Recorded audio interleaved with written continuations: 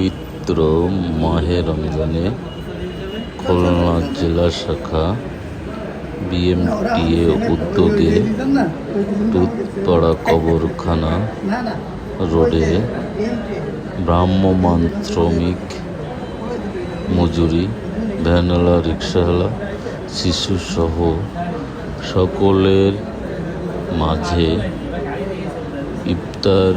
বিতরণ দৃশ্য ধারণ চিত্র দেখতে পাচ্ছেন। সকল পত্র